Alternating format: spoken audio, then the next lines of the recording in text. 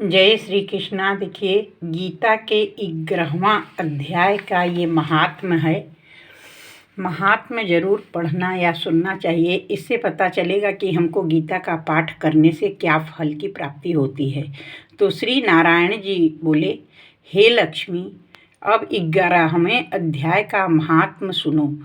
तुंगभद्र नामक नगर था, जिसके राजा का नाम सुखानंद था।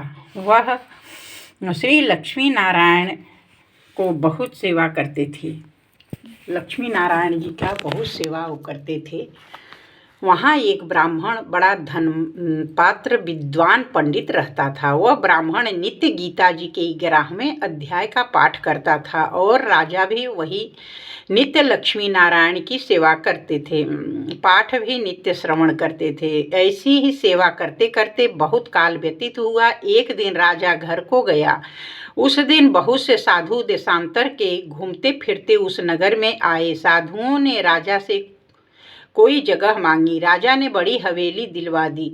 वहाँ साधु रुके। राजा ने सिद्धांत दिया। रसोई कर साधु बड़े प्रसन्न हुए। अमृत वेला में राजा उनके दर्शन को गया। राजा का बेटा भी साथ में था। कोई भृत्य भी साथ थे। राजा उस हवेली में आया और जो महंत था उसके साथ बातचीत करने लगा। राजा का पुत्र खेलने लगा।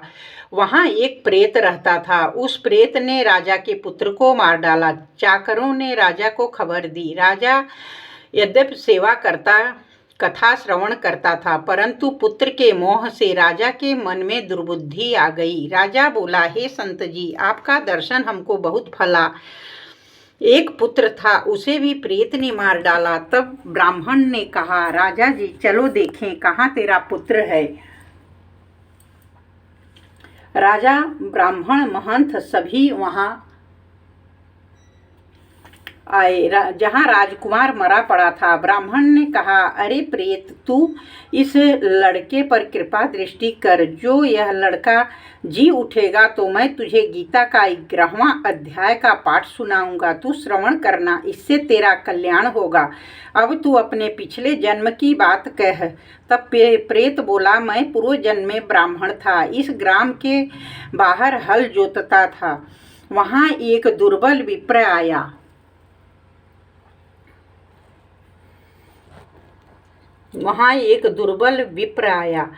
और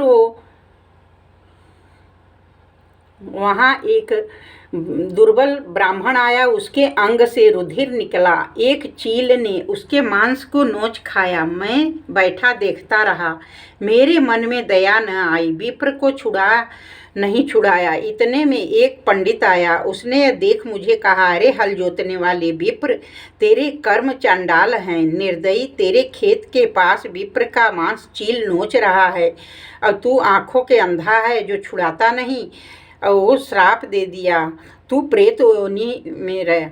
उसके चरण पकड़कर कहा, मेरा उद्धार कैसे होगा।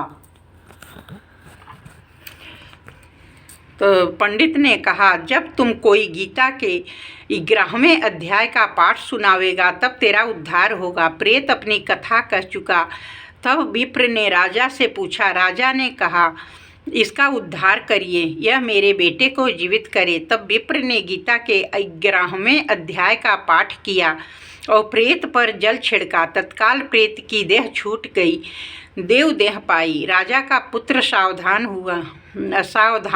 प्रेत श्याम सुंदर चतुर्भुज रूप होकर खड़ा हो गया। स्वर्ग से विमान आया, उसमें चला गया। राजा का पुत्र भी गीता के 11वें अध्याय का पाठ सुनने से श्री नारायण का भक्त हुआ। वह भी विमान में बैठकर वैकुंठ को गया।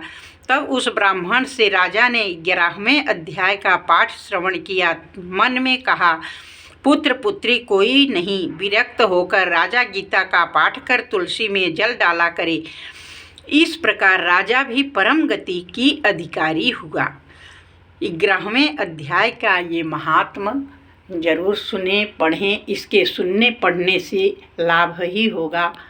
ओम नमो भगवते वासुदेवाय।